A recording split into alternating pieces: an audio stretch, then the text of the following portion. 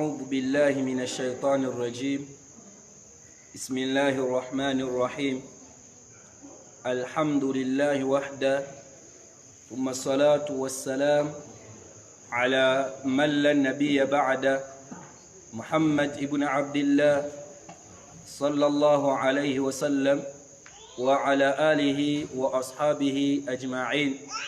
فيا عباد الله، أوصي نفسي وأنفسكم بتقوى الله عز وجل، فاتقوا الله حق التقوى، واعلم أن الله تبارك وتعالى أمرنا بتقواه.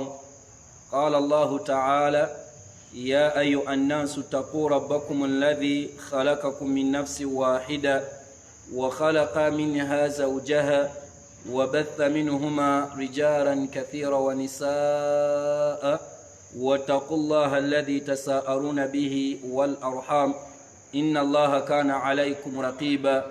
وقال أيضا: يا أيها الذين آمنوا اتقوا الله حق تقاته ولا تموتن إلا وأنتم مسلمون. وقال أخيرا: يا أيها الذين آمنوا اتقوا الله وقولوا قولا سديدا يصلح لكم أعمالكم ويغفر لكم ذنوبكم، ومن يطع الله ورسوله فقد فاز فوزا عظيما. وقال صلى الله عليه وسلم: اتق الله حيثما كنت وأتبع السيئة الحسنة تمحها وخالق الناس بخلق حسن. فإن أصدق الحديث كتاب الله، وخير الهدي هدي محمد صلى الله عليه وسلم، وشر الأمور محدثاتها، وكل محدثة بدعة، وكل بدعة ضلالة، وكل ضلالة في النار. سبحانك اللهم لا علم لنا إلا ما علمتنا، فعلمنا ما ينفعنا وانفعنا بما علمتنا وزدنا علما. اللهم اهدنا واهد بنا وجعلنا من الهداة مهتدين. اللهم اهدنا واهد بنا وجعلنا من الهداة مهتدين. اللهم آت نفوسنا تقواها وزكها أنت خير من زكاها، أنت وليها ومولاها. اللهم اهدنا واهد بنا وجعلنا من الهداة مهتدين. أما بعد، السلام عليكم ورحمة الله وبركاته. Amatenda amalungi ennyo era amajjuvu ennyo agataliimu bubi bwonna kabubeera obukendeevu bwonna ebbanga lyonna era ebiseera byonna gatendwa n'eyatutonda Allah tabaraka wa ta'ala. Oyo Allah subhanahu wa ta'ala akyatuwazise era akyatuwadde ekyengera eky'obulamu. Obulamu bwe tulina butwalenga nga munnaakwazisa essaati oba ekkanzu oba engatto. Kaseera katuuka n'agamba nti owange ekkanzu yange, owange essaati yange gye nnakwazika n'agitwala. Kati nannyini bulamu eyabutuwa ye Allah subhanahu wa ta'ala. Ekiseera kya kutuuka obulamu bwe tulina Allah tabaraka wa ta'ala asalewo abeere nga abutujjako, era tuli bakubeera nga tusinkana Allah subhanahu wa ta'ala, naye nga tukyalina ekiyitibwa obulamu. Buvunaanyizibwa bwa buli omu okwegasa n'obulamu Allah subhanahu wa ta'ala bw'akyakuwadde. Osaaliremu essala, osiibiremu, osaddaakiremu, okoleremu buli kirungi ky'osobola okuba ng'okola, kubanga olunaku weeruli ng'olimu abo bagenda okusinkana eyakutonda Allah subhanahu wa ta'ala. Ibadallah, abanga baddu ba Allah subhanahu wa ta'ala, sirema kubeera nga nejjukiza nga nammwe mbajjukiza, era nga neeraamira nga nammwe mbalaamira, era nga neekubiriza wamu nammwe okubakubiriza okutya Allah subhanahu wa ta'ala haqqa tuqaatihi, mu bwennyini bw'okubeera nga tumutya. Tutya Allah subhanahu wa ta'ala sirran wa alaniya, mu kyama ne mu lwatu, laylan wa nahara, mu budde bwaffe obw'emisana tutiremu Allah subhanahu wa ta'ala, saatera ne mu budde obw'ekiro tutye nnyo eyatutonda Allah subhanahu wa ta'ala. Byotya okukola mu budde obw'emisana bwe buziba mwana wattu teweetantala okubanga obikola byotyo okubeera nti weebagala oba oyogera mu budde obw'emisana obudde bwanga buzibye sigala nga kyekimu otya Allah subhanahu wa ta'ala. Mu nsi muno mulimu ekika ky'abantu nga Allah baagala. Mu bantu Allah baayagala, inna Allaha yuhibbu almuttaqina au almuttaquna. Allah subhanahu wa ta'ala yuhibbu almuttaquna. Allah subhanahu wa ta'ala ayagala nnyo abantu abamutya, nga n'okutya Allah subhanahu wa ta'ala wa dhalika bifi'li awamirihi, kitegeeza okuba nga twefaako twerwanako kukola ebiragiro bya Allah subhanahu wa ta'ala, wajtinabu nawaihi, wamu n'okwerwanako okuleka ebyo Allah tabaraka wa ta'ala byatuziyizza. Nabekyo faayo werwaneko obeeremu abo abatya Allah subhanahu wa ta'ala. Sirema kubeera nga tulemererwa okwebaza Allah akyatuwaddewo ni'matul haya, ekyengera ekyobulamu. Tumusaba Allah subhanahu wa ta'ala atugase nakyo akawungeezi bwe kati akawungedde gye bali abaziikiddwa. Naye ffe Allah subhanahu wa ta'ala bwakyatuleseewo tukimanye nti naffe Allah wakututwala era tuli bakubeera nga tumusinkana. Tulongoose nga tulongooseza mu bulamu Allah waffe subhanahu wa ta'ala bwakyatuwadde. Mukkirize darusu yaffe ey'olwaleero tugitandike n'ebigambo bino eby'omuwalimu ayitibwa Sheikh Saleh Al-Fawzan hafidhahu Allahu ta'ala. Mwalimu oyo akyaliwo mulamu, y'omu ku basajja Allah subhanahu wa ta'ala bawadde ekiyitibwa okumanya era abafaayo okubanga basomesa n'okuyigiriza mwana wattu abaddu ba Allah subhanahu wa ta'ala. Kiriwo ekituufu Allah kyayagala, ate era n'okubasomesa n'okubategeeza biriwo ebikyamu Allah subhanahu wa ta'ala byatayagala babeere nga babyewala. Ogwo nno omulimu munene ogukubirizibwa buli musiraamu yenna okubeera nga agukola, ogw'okubeera nti unaasu ya'muruna bil ma'ruf, abantu balagira okukola ebirungi, ate era ne babeeramu abo alladhina yanhauna 'anil munkar, abaziyiza era abakoma ku bannaabwe okubanga bakola ebikolwa ebikyamu. Naye omuwalimu mu bigambo bye yagamba nti anta dhahibu ila Allah, anta dhahibu ila Allah, yagamba nti gwe oli wakusinkana Allah. Anta dhahibu ila Allah, gwe nange tuli bakusinkana Allah subhanahu wa ta'ala. Omwalimu kyekigambo kyekyatugamba anta dhahibu ila Allah, inze nammwe tuli bakusinkana Allah. Ampuliriza ogenda kusinkana Allah, songa nange ayogera nga gwompuliriza, nange ndi wakusinkana Allah subhanahu wa ta'ala. Ekyo kimu kyava agamba nti, yagamba nti anta dhahibu ila Allah, oli wakusinkana Allah subhanahu wa ta'ala, obodde eri Allah subhanahu wa ta'ala. Yagamba nti al-yawma aw ghada, al-yawma aw ghada, yagamba nti ogenda kusinkana Allah either olwaleero aw ghada oba enkya. Ogenda kusinkana Allah subhanahu wa ta'ala olwaleero oba enkya. Kitegeeza nti atagenze lwaleero teweeyibaala, enkya naawe osobola okubamu abo abakola ki, abagenda era bagenda okusinkana Allah subhanahu wa ta'ala. Bwolutaabeererwa nkya era olunaddako, kubanga bamanyi otugamba eri ab'oluzungu nti always tomorrow is tomorrow. Tomorrow asigala akyakontinuwinga, asigala atambula. Nagamba nti enkya neera enkya neera enkya. Allah subhanahu wa ta'ala kyonti Allah atugamba nti mutye Allah subhanahu wa ta'ala, era endaba ezaffe tulabanga ebintu biri wala, naye owekitiibwa Allah subhanahu wa ta'ala atugamba innahum yarawnahu ba'ida wa narahu qariba. Allah subhanahu wa ta'ala atugamba nti endaba zaffe nga abantu tulabanga ebintu biri wala, ne Allah abirabanga biri kumpi nnyo. Okufa mwana wattu kusembedde era kunaatera okubanga kututuukako. Idhan twerwaneko, twefubeko, tubeeremu abo abalongoosa. Tugambe nti Sheikh Fawzan hafidhahu Allahu ta'ala, tusaba Allah subhanahu wa ta'ala amukuume era abeere nga amwongera obulungi, amugase n'okumanya kwalina era kwasomesa nako abaddu. Agamba nti anta dhahibu ila Allah, ogenda kudda eri Allah subhanahu wa ta'ala al-yawma aw ghada, luyinza okuba olwaleero oba luyinza okuba olw'enkya. Kyava agamba nti watanzil fi qablika, ogenda kuteekebwa mu kabbuliyo, ogenda kussibwa bakuteeke mu kinnya kyo mu ntaana.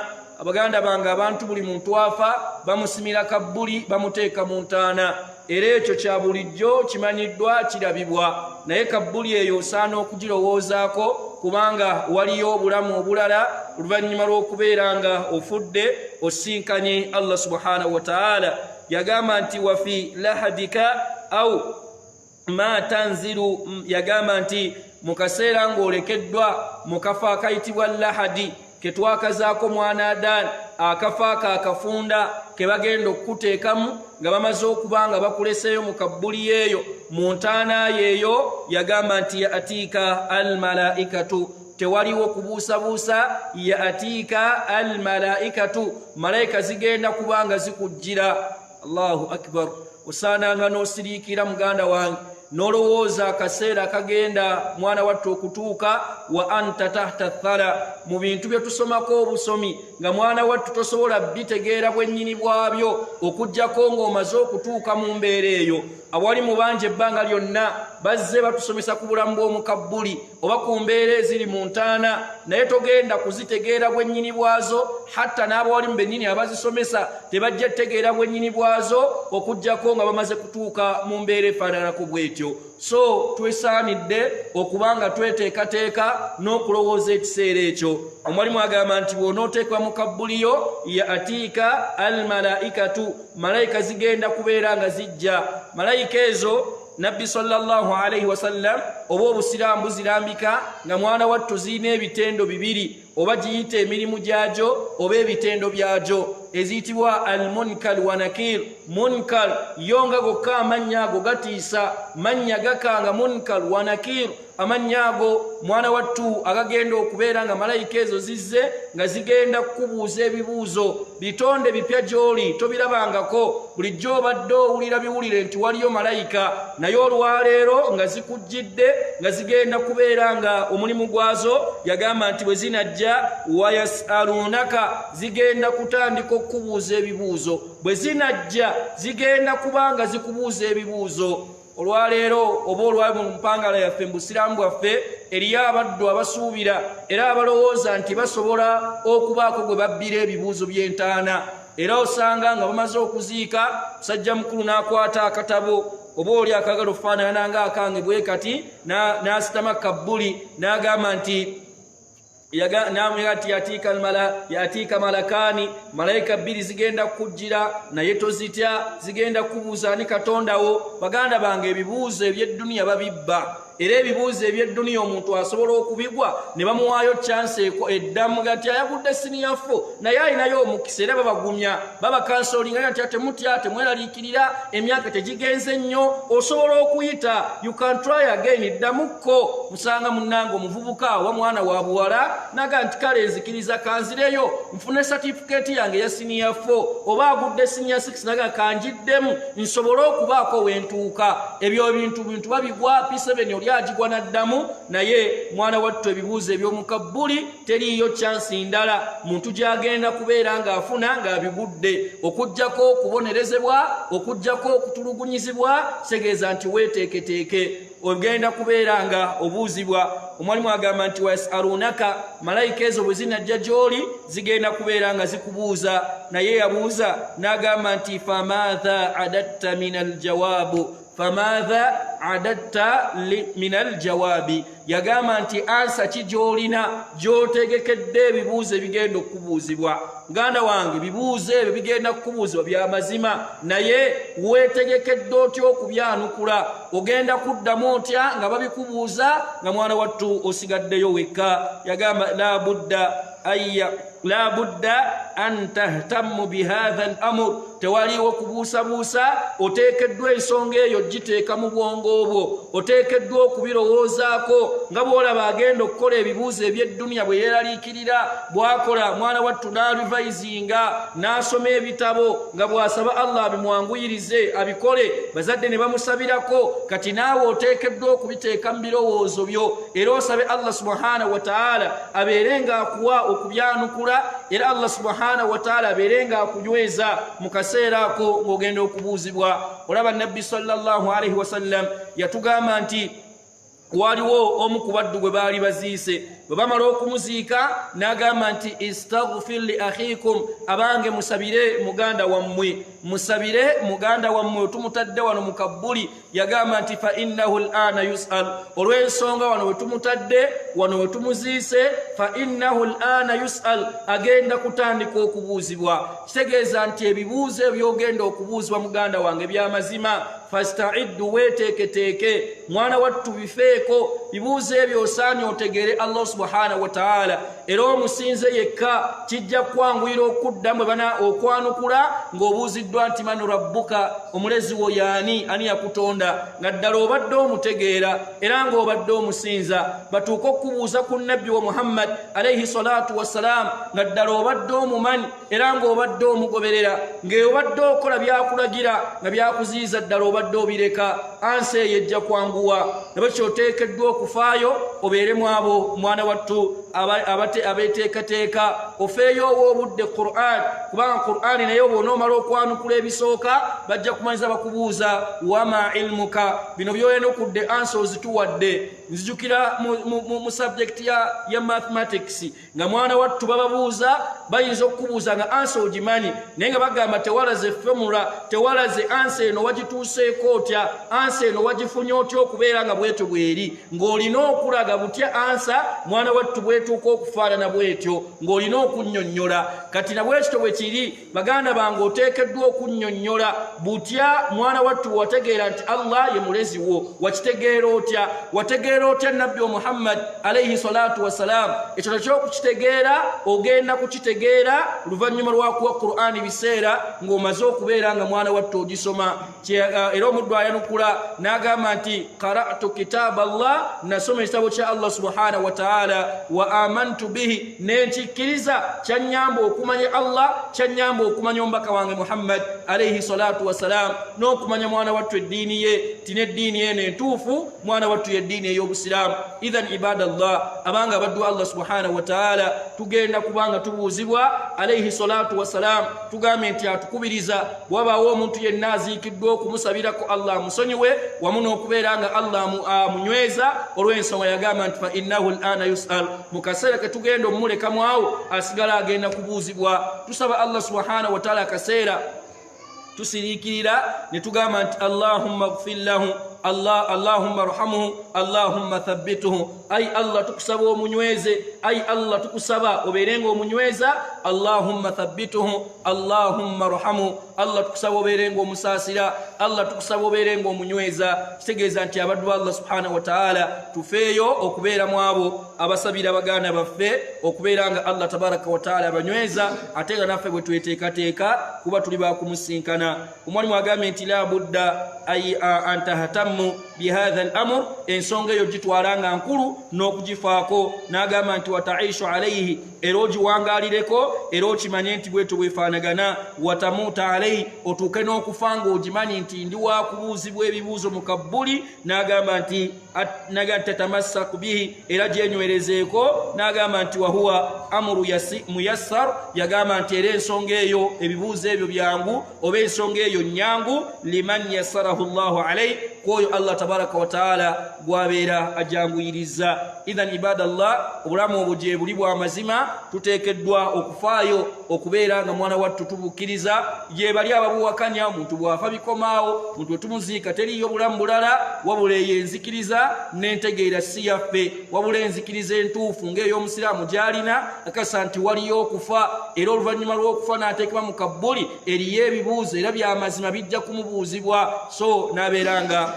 yeteekateeka nga yeetegekera akaseera ako mukkirize ennyongereza tetera kuba ntono biidhinillah tugende mu maaso n'eddalusu yaffe nga tukyejjukanya era nga tukyatunuulira ebimu ku by'okuyiga mu suratu eyitibwa Furqan ebimu ku by'okuyiga mu suratu eyitibwa Furqan omulundi ogwayita twakoma ku aya eya49 ekitegeeza nti olwaleero tulina okuba nga tusenvula tutandikire ku aya eya50 olunaku olwaleero tulina kutandikira ku aya eya50 okusinziira ku mwalimu olwaleero ayita aya wano kuva ku aya eya50 paka 5 Allah subhanahu wa ta'ala nabagamba nti tusooka kuzisoma mu aya ezo n'oluvannyuma ne tulaba oba oliawo omu ku balimu engeri gye yatugondezaamu na biki bye tuyigamu. أعوذ بالله من الشيطان الرجيم ولقد صرفناه بينهم ليذكروا فأبى أكثر الناس إلا كفورا ولو شئنا لبعثنا في كل قرية نذيرا فلا تطع الكافرين وجاهدهم به جهادا كبيرا وهو الذي مرج البحرين هذا عذب فرات وهذا ملح الأجاج وجعل بينهما برزخا وحجرا محجورا وهو الذي خلق من الماء بشرا فجعله نسبا وصهرا وكان ربك قديرا ويعبدون من دون الله ما لا ينفعهم ولا يضلهم وكان الكافر على ربه ظهيرا وما أرسلناك إلا مبشرا ونذيرا. نعم izo aya ziri aya mukaga bwembasi baze bubi okuva ku aya eya 50 paka 56 sura toyitibwa Furqan gye tujja tutambula nayo. Abaffe bya kuyiga ki ebiri omwo oba ebigambo bya Allah subhanahu wa ta'ala ebyo biki Allah byategeeza bitegeeza ki kubanga bufunanizibwa bwa buli musiraamu yenna okubeera nti Qur'an eyo tokoma bukomi kugisoma wabula oteekeddwa okufaayo omanye ddala Allah bino bye yassa bino byosoma bitegeeza ki osobole kubanga buli lwosoma byotegeera kikuyambako okwebuulirira kikuyambako gikolerako buli lwotagiwa biseera buli lwotafaayo kubiyiga byosoma kye bitegeeza mwana wattu omaliriza tolina kyofunyemu. So Allah subhanahu wa ta'ala mwalimu nabagamba nti atemaatemamu ebigambo bino ne tusobola okubanga tusobola obitegeera. Ekisooka Allah kyagamba nti walaqad sarrafnahu bainahum. Mwalimu yagamba walaqad anzalna almatara ala ardi duna ukhra. Allah subhanahu wa ta'ala ayeyo Allah atugamba nti walaqad gano makulu omwalimu gatuwa walaqad anzalna almatara ala ardi duna ukhra. Allah subhanahu wa ta'ala atonyese enkuba mu kitundu ekino ate mu kitundu n'atakola ki n'atagitonyesa netonye makerere kikoni ate ebwayise ne baga nti yakoze eki teyatonye oba ab'omu Kampala ne baga nti enkuba etonye mpitirivu n'otuukako ebweru wa Kampala nga tekoze etya tetonye ne bagamba nti Saudi Arabia enkuba balaba kundabye ku kirwa etonye abantu bo bennyini n'ebintu byabwe bafuluma enkuba n'ekola ki n'ebakubako obudde oba bwa kiro oba bwa misana bajaniriza kati ekyo Allah subhanahu wa ta'ala mu byakola kimu ku Allah byakola ki byakola. Era aya eyo esobola okutegeeza nti Allah subhanahu wa ta'ala yannyonnyola Qur'an eno.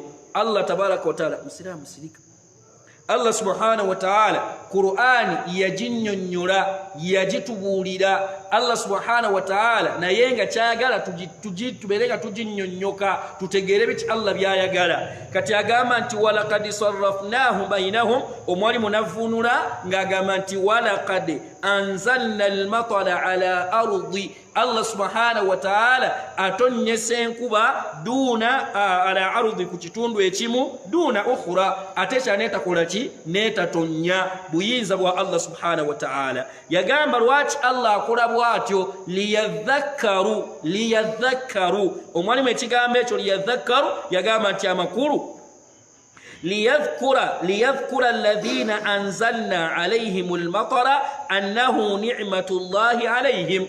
Bano Allah batonyesezza enkuba etonye mu kitundu kyabwe ba mu nsi yaabwe bategeere nti ekyo annahu ni'matullahi alayhim ekyo kyengera okuva ewaani ewa Allah subhanahu wa ta'ala kwabo Ikati nkube waffe etonya alhamdulillah mukiwe ekitiibwa mukirokoganizing might kino kyengera kyani kya Allah ejindi bakaaba ejindi tebagirabako naye ffe Allah akola atya Allah agituwa ate ng'ofumiitiriza ne ku nkuba nti eyina emigaso egidde ey'omuki egidde ey'omuntu emmere gy'olya lumonde matooke n'ebirala Allah subhanahu wa ta'ala ayisiriza ku nkuba eno gyetonya nga bw'atugamba nti suratul abasa Allah subhanahu wa ta'ala ganti falyanzuri al-insanu ila ta'ami omwana adamu yandibadde atunulira kuki ku mmere ye gy'alya Allah ganti anna sababna al-ma'a sabba Allah tabaraka wa ta'ala yasumulula amazzi ne gabunduguka okuva mu ggulu bwe gatonya thumma shaqaqna al-arda shaqqa Allah oluvannyuma n'akola atya n'ayasaayasa ettaka lino n'aligonza eyasimbye ekitooke kye ne kikomawo eyasimbye ebijjanyo byakomyewo nga binyirira naye Allah ayisiriza kuki ku nkuba era enkuba bwe batetonya omulimi omusanga alaajana omulimi omusanga kyabannayo tunafuna kakuba omusana gususse ebimera byaffe bikala ebisolo byaffe bikala Allah njagala ofundikira aya ezimu nzirese naye Allah afundikira agamba mata'an lakum wal an'amikum ebyo Allah abikola bw'atyo mweke nnyini abantu n'ebisolo byammwe musobole okufunamu omugaso mwegase nabyo idhan ibadallah abanga abaddu Allah subhanahu wa ta'ala enkuba okubanga etonya ni'matu min Allah kyengera okuva ewaani ewa Allah tabaraka wa ta'ala yagamba liyadhakkaru Allah subhanahu wa ta'ala tibaberenga mwana wattu ekyo bakijjukira bebuulya makulu liyadhkura alladhina anzalna alayhimul matara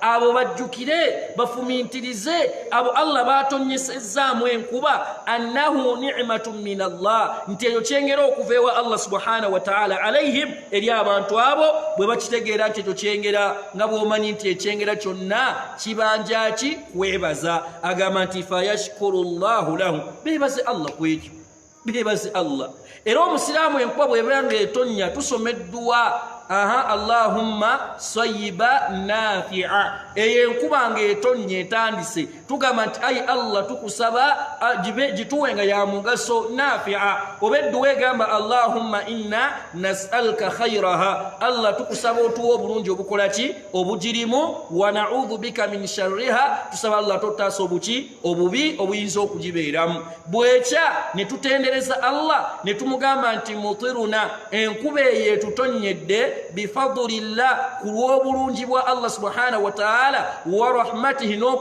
n'olw'okusaasira kwe Allah subhanahu wa ta'ala jukira omulundi ogwayita aya gye twalaba Allah subhanahu wa ta'ala enkuba eno gyassa yagamba nti bushra rahmata nga kusaasira kwa Allah enkuba eno Allah okukola ki okubanga agitonyesa so yagamba omwalimu nti bamanye nti enkuba eyo kyengera okuva eri Allah fayashkuru lahu babeerenga bamwebaza era anna Allah n'ekirala bamanye anna Allah qadirun ala ihya'i al-amwati Allah subhanahu wa ta'ala bakitegeere nti Allah muyinza Allah musobozi asobola okubeera nga Allah addiza obulamu ebibadde bikoze eki ebibadde bifudde eyo example Allah agireetera ku bimala bye tusimba omuntu addira kasooli nga talina yadde akalaga nti ameze oba ekijjanjalo nga kikalu peke yake siwe kibeera nga kifu ofuneka kiba kifu tekissa tekirinaamu yadde akantu n'okiziika n'okiteeka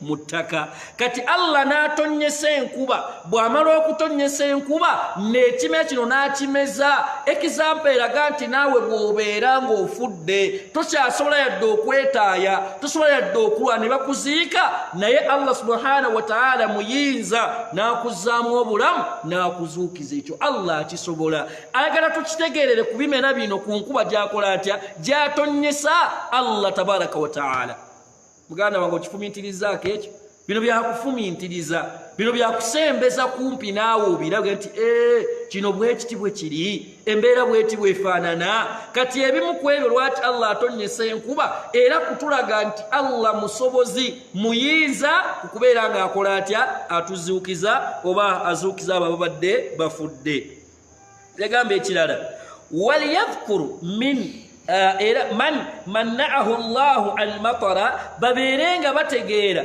baberenga bamanya abo Allah subhanahu wa ta'ala man mana'ahu Allah baberenga bamanya waliyadhkuru bali eri Allah bawadde enkuba bo bakimanyi nti kyengera kya Allah basobole okuba mwebaze bamutendereze Allah n'ekirala bamanyi obuyinza bwa Allah nti asobola okuzuukiza ababadde bafudde ate bo bano Allah batagiwadde abawulewuzi nti ejindi etonnya nene etonnya esaudi tetugambe nga bamanye bategeere ki man mana'ahu Allah aw Allah subhanahu wa ta'ala bamye enkuba bamanye nti annama asabahu innama kana bidhambihi kiyinza okubanga mwana wattu bamanye nti Allah okubamme enkuba oluusi eyinza kuba nsonga ya mazambi gaabwe okitegedde Allah okutumma enkuba emu ku nsonga lwaki Allah tagituwa lwa mazambi lw'ebyonoono era yensonga lwaki ola musoto Nuhu Nabiyullahi Nuhu alayhi salatu wassalam yagamba abantu be faqultu astaghfiru rabbakum innahu kana ghaffara yabagamba nti ate mulina okukola mwegayirire mwetondere Allah subhanahu wa ta'ala abatonyeseze aberenga abasonyiwa lwaki bwe munakola bwe mutyo olw'ebyonoono bye mulina bwe munasaba Allah abasonyiwe yabagamba nti yursilis samaa alaykum midrara Allah subhanahu wa ta'ala ajja kusunula eggulu eryo abatonyeseze enkuba Allah ajja kubawa enkuba kati omwali mukyagamba ate nga era alayhi salatu wassalam yagamba nti abantu banaalekayo okuwa zaka Allah ajja kubamma enkuba Allah agaana okutonyesa enkuba olw'abantu abagaanye okutoola zaka era alayhi salatu wassalam yagamba nti senga tekuba kubeera nga bino ebisolo Allah abisaasira era ne tusigala nga enkuba tugifunira lwakuba nti bisolo bino Allah nti akambisaasire ne tufunira enkuba ku bisolo ebyo n'ebibala nti byo tebiina muki tebiina musango tebiina mutawaana Allah n'asigala nga atutonyeseza enkuba olw'ekyo naye ng'ebimu ku byozo Allah byatuwenza nabyo olw'amazambi kwe kubeera nga atumma ki enkuba kati enkuba bw'eba etonnya mu kitundu ekirala bali bategere kyengera kya Allah bakyebaze bakisiime babeeko ne bebayigamu then bano Allah batawadde enkuba bo bakole batya nabo bamanye nabo bategeere nti kaana bidhambihi byandibanga zambi byandibanga kyonono kyabwe olw'ebyesobi zaabwe fayatubu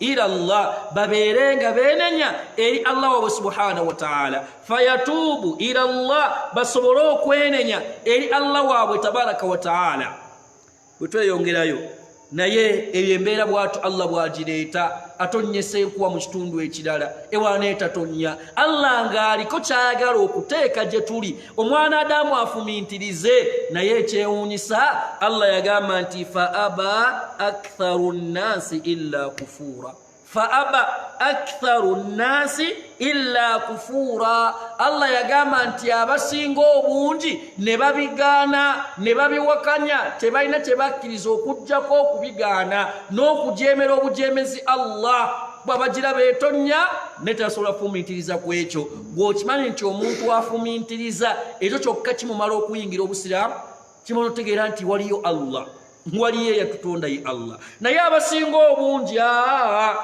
sagala gamba nti tufaanananga kuba omuganda alina enjogera egamba nti obasanga banyeenya mitwe ng'embuzi ekola etya etenda enkuba nti eyatonye neetonye ku luno naye ate ffe tulina enjawulo ku bisolo yadde nga Allah mu aya ze twalabako emabega Allah tabaraka taala twaga nti mulimu abantu ababuze nga babi n'okusinga ebiki ebisolo ng'ebisolo bibasinga okutegeera kuba ekisolo kyo kitegeera nti Allah yaleese enkuba nekyo kitegeera nti enkuba Allah agitonyesa kati omuntu ono buli lwategeera nti Allah yatonyesa enkuba buvunaanyizibwa okubanga otendereza Allah wamu n'okubeera nga omwebaza naye Allah agamba nti fa aba aktharu nnasi illa kufuura naye ekyennaku abasinga obungi bawakanya biwakanya omwalimu yagamba ku eyo aya ku kitundu ekyo yagamba nti fa aba aktharu nnasi abasinga abantu ne bagaana illa jahadu yagati illa juhdan linima abantu bawakanya buwakanya alayhim ekyengera kya Allah subhanahu wa ta'ala ekyo kyabawadde Allah atonyesa enkuba abantu n'obasanga nga bali bidala tebafa nayo basiraamu gye bali bangi enkuba etonya n'ateebaza Allah wallahi n'atasoma dduwa yankuba kutonya ne bwekya alina omusanga nti keyatonnya eno nzikira mu kyalo kulima bayazzi naye ogati weebazizza gitonyesezza oba gwagireese nti nedda naye weebazizza otenderezza gitonyesezza nti nedda saabasinga obungi Allah agambye nti bawakanya mpakanye babiwakanya ne babijeemera eyo ye aya ey'okumeka ey'ataano aya ey'ataano mwemu kyava agamba Allah subhanahu wa ta'ala walau shi'na laba'athna fi kulli qaryati nadhira Allah agamba nti senga yayagala mwalimu anagamba nti amakulu law arada Allahu senga Allah yayagala la arsala fi kulli qaryatin rasulan Allah senga yali ayagadde nga yasalawo kwagala kwe nga yayagala yandisindise yanditumye mu buli kyalo ku buli kaalo Kawala, Bwayise, Kawempe, n'obutundu obulaba n'ensi endala zonna buli nsi na buli kaalo konna Allah yanditumyeyo omubaka senga yali akyagadde. Kira teyakyagala. Ate Allah fa'alu lima yurid. Allah akola kyaba akoze atya? Kyaba ayagadde. Kati ya Uganda oli yaga nti naye nga ffe Uganda tetwafuna mubaka.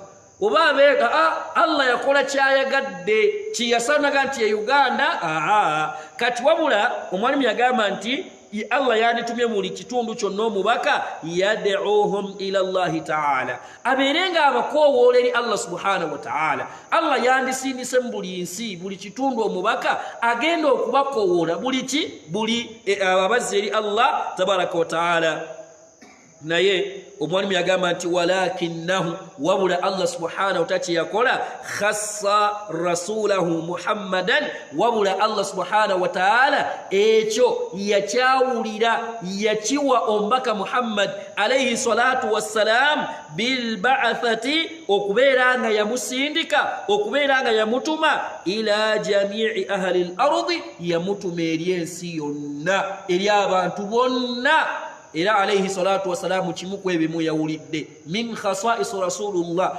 mweye enkizo Allah jiyamuwa abakaba Allah bonna abasinga Allah yabatumanga mu kitundu kimu mugende gwegende eno Rutu gende eno Ibrahimu kwata bano gwe bogenda na yeye Allah yamutuma ila nasi jami'an eri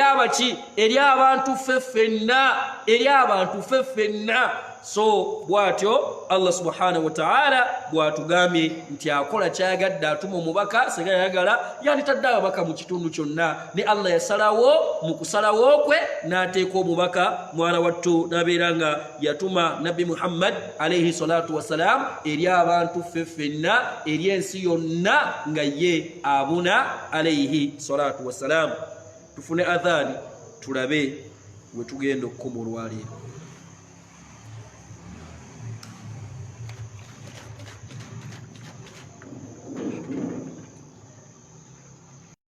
الله أكبر الله أكبر الله أكبر الله أكبر أشهد أن لا إله إلا الله أشهد أن لا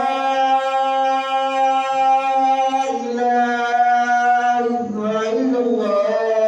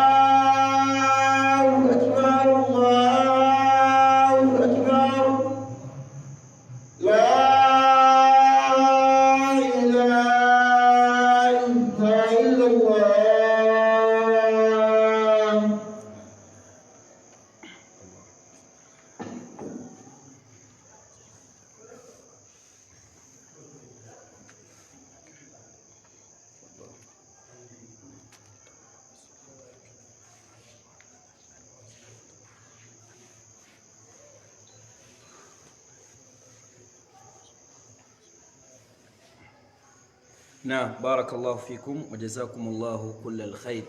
Oluvannyuma lw'okwaziina tukomye ku aya eya 52 tukyatambulira ku suratu eyitibwa Furqan.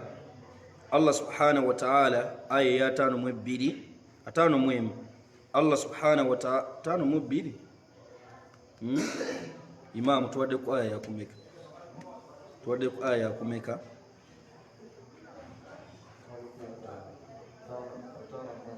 atano muhimu. Naam, Allah subhanahu wa ta'ala agambye nti walau shi'na laba'athna fi kulli qaryatin nadhira.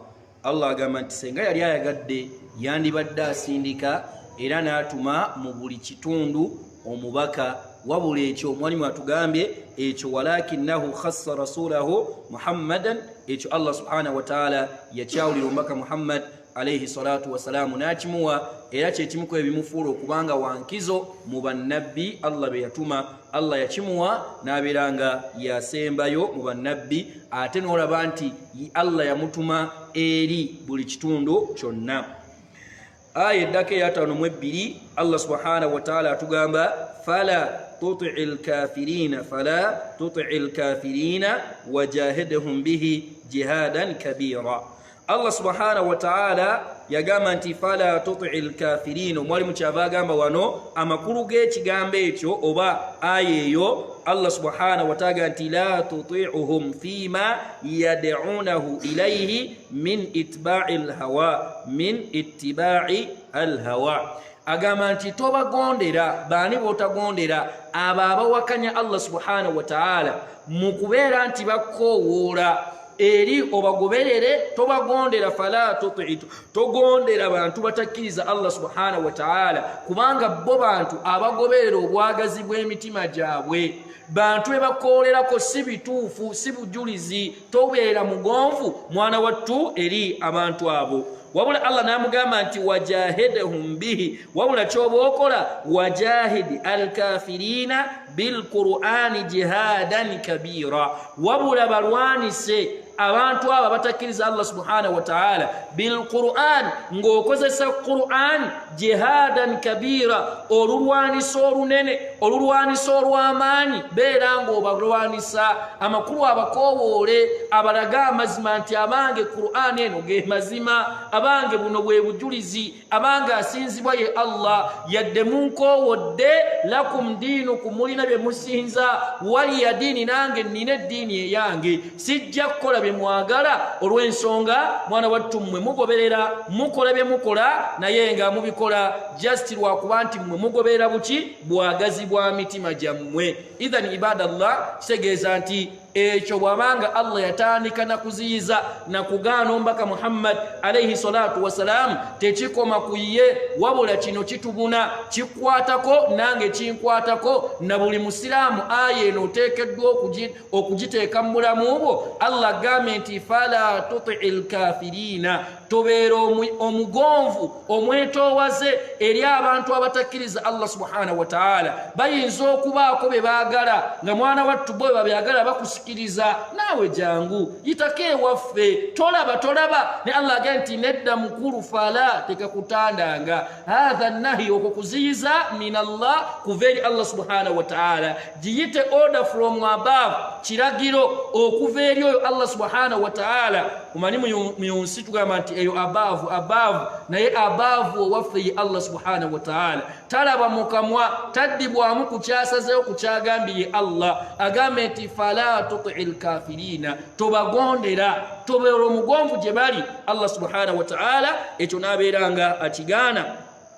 N'agamba nti la tuti'uhum fima yad'unahu, mwalimu bw'atugamba tobagondera mwe bayinza okukolerako, wabula wajahidhum bihi, wajahidil kafirina bilqur'ani jihadan kabira. Bafubeeko na kubalaga ki Allah kyagamba mu Qur'ani, bannyonnyola ebifa mu Qur'an, bannyonnyole ng'okozesa Qur'an. Aya eddako eya 53 Allah subhanahu wa ta'ala nagamba nti wa huwa alladhi maraja al-bahrayn hadha adbun furatu wa hadha milhul ujaj wa ja'ala baynahuma barzakhan wa hijra mahjura. Allah subhanahu wa ta'ala aya 5 musatu naye omuwalimu yatandika n'okutunywa ekigambo ekigamba maraja albahrain. Allah subhanahu wa ta'ala khalata bayna albahrain wa mana'a almaa almilha an yufsida almaa al'adhba. Allah subhanahu wa ta'ala mu bintu Allah byatonda nga byewuunyisa, waliwo ennyanja ziri mmeka? Ennyanja bbiri, naye ennyanja emu erimu amazzi nga mawoomu bitya gawooma, tegaliimu mwana wattu yadde akatuŋŋununa. Wabula ate ennyanja endala yo erina amazzi nga mwana wattu gatuki galunnyo, mazzi galunnyo gatuŋŋununa. Osegedde ennyanja ziri mmeka? Bbiri. Ate zeeriraani kati Allah yatugamba nti wa huwa alladhi maraja albahrain, ye Allah subhanahu wa ta'ala eyabeeranga kharata bayina albahrain wa mana'a, Allah yazisembeza nga zeeri kumpi, wabula Allah n'aziyiza amazzi agali mu nnyanja eno okubanga geetabika mu nnyanja eri endala etaliimu maki mwana wattu amazzi galo nga gomawoomu segaliimu lunnyonnyo, ate kubanga bwe ganeetabika omwalimu agamba nti gayinza ayufsida alma al athba, gayinza okwonoona amazzi agabadde gakola ki? Amazzi agawoomerera, amazzi amawoomu. Oye Allah subhanahu wa ta'ala bino byakufumiitirizaako, ekyo Allah ye yakikola. Yagamba nti athbun furatu ma'u athbun shadidu, mazzi nga gayitirivu gakuwooma, athbun shadidu gawooma. Ate milhul ujaj ma'u milhu shadidu, mazzi nga galimu omunnyo omuyitirivu nga gatuŋŋuna, nga bw'onyagala nti kikino kyenywedde. La ilaha illallah. Naye ate weewuunye mu Uganda muno mwennyini mwe tuwangaalira, era ebimu ku bye basinzira ogamba nti Uganda is a part of Africa. Mu Uganda waliyo kifo kye bayita Kitagata. Ani yali atuuseeyo? Kitagata mu Western, mu Mbarara, oba ogenda lukwinjiri eyo kifo ekyo negomba otuukayo lwakuba nti sinnatuuka, naye njagala nange ntuukeyo. Naye amazzi agaliyo, waliwo amazzi nga gannyogoga goosena n'onywa, ne wabaawo ate amalala nga gookya era ng'oteekawo n'eggi. Babiraga nnyo ku Bukedda, waliwo puroguramu simanya lambula naffe biki batira bitulengeza. Kati ne balaga amazzi nga bateekamu amagi, olinajjayo ng'akoona bukoonyi n'ali. Yabikola ye Allah subhanahu wa ta'ala. Naye era omuntu ebyabiraba, era ekifo ekyo abatuuseyo batugamba nti kyekifo kyemu ku bantu bakikolerako shiriki. Saate omuntu akkiriza Allah bw'akirabaga nti Allah nga wa buyinza. Okitegedde? Amba abakkiriza Allah bwe bakiraba ate bafunamu kyakuyiga, ate abalala basaba bakolerayo shiriki era baga nti beeyambula ne bagwako mu mazzi, abazungu n'abo batuuka eyo ne balambula.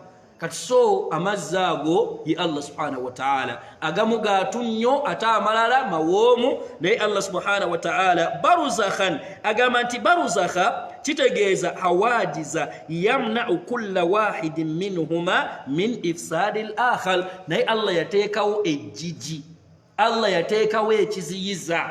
Ekiziyiza wakati w'ennyanja zino emmeka? Ebbiri. Amazzi gano amawoomu n'amazzi gano agalimu oluki olunnyo oba agatuŋŋununa. Allah yateekawo ekiziyiza ejjiji, ng'ejjiji eryo lyaki? Yagamba nti min ifsadi al-akhar, ejjiji lino eriziyiza erigenda okugaana gano agamu okwonoona amaki? Amalala. Ate goonoona amalala Allah bw'atyo bwe yakikola.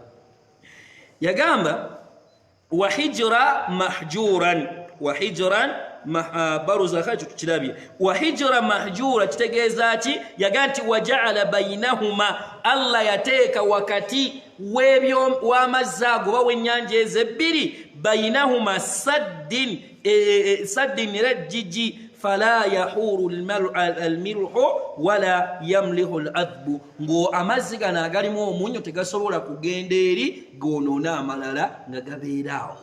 Allah subhanahu wa ta'ala bw'atyo bwe yakikola. Allah atweyanjulira, Allah wanategeeza yaani ne byakola nga teryasobola kubikola. Kati eyo kimu ku ebyo Allah byakola. Okusinziira kadde tusembeyo aya eno, tunaazimalayo mulundi omulala, aya ya 5 mu 4 gye tuba tusembyayo. Allah subhanahu wa ta'ala yagamba nti wa huwa alladhi khalaqa min alma'i bashara. Allah kyoyina okwongera omutegeerako n'okumumanyako, wa huwa alladhi yoyo Allah khalaqa min alma'i, eyatonda Allah okuva mu mazzi mu mazzi yatonda muki basharan omuntu ye Allah eyatonda okuva mu mazzi basharan ng'atonda mu omuntu n'amazzi nagoogerwako mugamanyi mugategedde naye amazzi ago sikakasa nti gaweza ekikopo gawera ekikopo wangi amazzi ago mwe tuva tegaweza wabula Allah yagamba nti min ayi shay'in khalaqa kyava agamba atya min nutufa Allah yita tondo min nutufati min nutufa هل الله سبحانه وتعالى قالت هل أتى على الإنسان حين من الدهر لم يكن شيئا مذكورا نوين قال الله قالت إنا خلقنا الإنسان من نطفة الأمشاج ما توندو الله ما يتوجه لا حول ولا قوة إلا بالله بيakufumi ntirizaako mumazaako nga gwe bwogalaba gwe ng'ogatunulidde nga gayiseeko we gayise n'ogalaba ddala gwosobola okugyamu omuntu wangi gwosobola okulowooza nti muno musobola okuvaamu omuntu olwaleero nga wakitiibwa ye pulezidenti ye genero n'afuna byafunye banna ebintu ebitusaana tubifumintirizeeko wahuwa alladhi ye Allah oyo khalaqa min almaai bashara yatonda okuva mu mazzi bashara omuntu tumaleyo aya kadde katambula omwalimu yagamba wano nti khalaqa min nutfati insana mutondo Allah yajjamu omuntu naga nti faja'alahu nasaban wa sihira Allah subhanahu wa ta'ala omuntu oyo mu mazzi ago oba omuntu ono mwe yamujja nagamba nti atokyewunya mazzi naye ate waliyo gwe yajja mu ttaka Adamu alayhi salam mu ttaka ye Allah agamba فجعله نسبا وصهرا فجعل من ذلك الإنسان ذكرا وأنثى الله سبحانه وتعالى مزاغ نابيرانغا يجم كاتيجوري ez'enjawulo mulimu ekisajja n'ekikazi mwaga amazzi mulimu ekisajja n'ekikazi nasaban ate Allah n'akifuula yagamba nti nasaban amakulu dhawi nasabi nga kirina olulyo dhawi nasabi kirina olulyo kyonava mu lulyo bweruti ne bweruti era muganda ono munyankole ono bwati ebyo Allah subhanahu wa ta'ala bwatu bwabikola naye ate muki fenna mazzi naye ate amazzi ago goka amazzi golaba nga galimu omudinka galimu omulugwala galimu bwatu Allah subhanahu wa ta'ala gonna gasigala mazzi naye ajjamu ebika ebyenjawulo ajjamu endyo ez'enjawulo yagamba nti ayi dhukuran era oba omulala n'omusanga nga dhukuran yantasabu ilayhim aliko olulemo ga nti oyo gundi ava mu lulyo lwa gundi ava mu kanyiriri kano ava eno oliko gye bakuteeka mu kasolya wali bateka kasolya maya kasolya naye nga gaali maki mazzi ye Allah subhanahu wa ta'ala yagamba nti faja'alahu nasaban wa sihra naye Allah subhanahu wa ta'ala yamaliriza agamba nti wakana rabbuka qadira wakana nekigambo suhira wano yagamba nti dhawati wa ushirin ayi inatha yasharu bihinna nafuna n'obuko omuntu oyo Allah gwe yajja mazzi nti aliko obuko aliko gyazaalwa aliko ebyo byonna Allah subhanahu wa ta'ala yabeeranga abikola Allah tabaraka wa ta'ala obudde buweddeyo ne Allah yamalizaga nti wakana rabbuka qadira kimanye nti omulezi wa Allah subhanahu wa ta'ala qadira muyinza musobozi ku buli kintu kyonna Allah muyinza ku kintu kyonna ku buli kyonna mazzi ajjemu omuntu mazzi olabye gye biraze Allah subhanahu wa ta'ala qadiran ala kulli shay'in wakana rabbuka qadira Allah bwatu yafundikira aya eyo nga tugamba ti Allah subhanahu wa ta'ala muyinza ku buli nsonga mukirize obudde tebutuganya kubeera nga tusukkakaawo tukomaawo mulundi omulala tujja kuba tutandikiraawo ne aya tukome ku ya 5 mu 4 aya ya 5 mu 5 na 5 mu 6 ze tunalaba omulundi omulala ate tulabe biki bye tuyigamu bwe munaaba obudde bukyaliwo biidhinillah tunasobola ate okulaba aya eziddako insha allahu taala. tusaba allah subhanahu wa taala atugase n'ebigambo ebyo era atusonyiwe ensobi zitugwamu nga abatonde. mbakubiriza Qur'an eno yakusoma yakufumintirizaako. Yenna asobola okubeera nga ofuna Qur'ani y'Oluganda. Qur'ani ey'Oluganda waliwo yawandiikibwa mukadde waffe Sheikh Abdurazak Matovu Mawulana, mufti wa Uganda, Allah musaasire era amusonyiwe. Egimu ku miji atugasa nagyo mulimu ogwo munene yagukola. Waliwo endala ya Sheikh Juma Nsereko yakyali mulamu, saba Allah musaasire, nayo weeri. Kitegeeza nti oli weeroboza ate ennaku zino egenze eteekebwa mu nnimi ez'enjawulo. Waliyo ey'Oluganda, waliyo Oluzungu, waliyo dinalabyo gye bafunudde mu Lunyakitala olwene ewa Mwankole nalwo ne batiteekayo. So kitegeeza titeweekwasa, genda obeeremu abo abaginyonnyoka era abagisoma, oyongere okumanya ki Allah kyakutegeeza, oyongere n'okufumintiriza ku byo. Subhanaka Allahumma wa bihamdika nashhadu an la ilaha illa anta nastaghfiruka wa natubu ilaika. Assalamu alaikum wa rahmatullahi wa barakatuhu.